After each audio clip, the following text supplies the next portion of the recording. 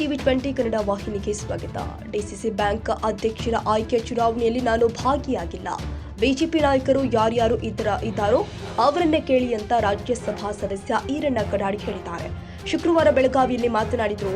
DCC bank ಅಧ್ಯಕ್ಷ ಚುನಾವಣೆಯಲ್ಲಿ ಕಳೆದ ಬಾರಿ ಬಿಜೆಪಿ ನಾಯಕರು ಸೇರಿಕೊಂಡು ಬಿಜೆಪಿಯ ರಮೇಶ್ ಕತ್ತಿ ಆಯ್ಕೆ ಮಾಡಿದ್ವಿ. ಆದರೆ ಈ ಬಾರಿಯ ಚುನಾವಣೆಯಲ್ಲಿ ನಾನು ಇರಲಿಲ್ಲ ಎಂದು ಹೇಳಿಕೆ ಕೊಟ್ಟಿದ್ದಾರೆ. ಲಾಸ್ಟ್ ಟೈಮ್ ಬಿಜೆಪಿ ತೋರಿಸಿದಂತ ಮುತುವರ್ಜಿ ಸರಿ ಯಾಕೆ ತೋರಿಸಿಲ್ಲ?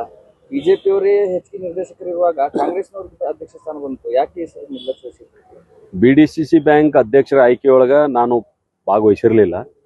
ನಮ್ಮ ಪಕ್ಷದ ಅನೇಕ ಮುಖಂಡರು ಭಾಗವಹಿಸಿದ್ರು.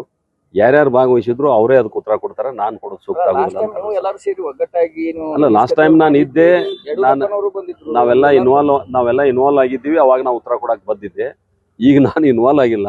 ಹೀಗಾಗಿ ಯಾವ ಹಿನ್ನೆಲೆಯೊಳಗ ನಿರ್ಣಯ ತಗೊಂಡ್ರ ಅನ್ನುವಂಥದ್ದು ಅವರೇ ನಿಮ್ಗೆ ಉತ್ತರ ಕೊಡ್ತಾರೆ. ನಾವು ಅದಕ್ಕೆ ಕೊಡೋದು ಸೂಕ್ತ ಅಲ್ಲ ಅಂತ ಅನಿಸ್ತದೆ. ಕನ್ನಡಿಗರ ಮೆಚ್ಚಿನ ನಿಮ್ಮ ಟಿವಿ 20 ಕನ್ನಡ ವಾಹಿನಿ ಇದೀಗ ಟಿವಿಯಲ್ಲಿ ಲಭ್ಯ.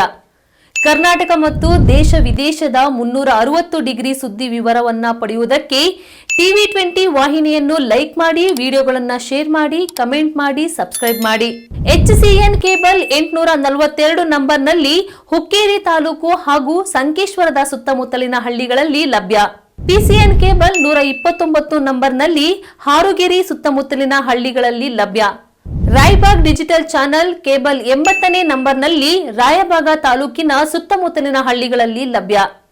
UDCN ಕೇಬಲ್ ನೆಟ್ವರ್ಕ್ ಉಗಾರ ಸುತ್ತಮುತ್ತಲಿನ ಹಳ್ಳಿಗಳಲ್ಲಿ ನಿಮ್ಮ ಟಿವಿ 20 ಕನ್ನಡ ವಾಹಿನಿಯೂ ಲಭ್ಯ.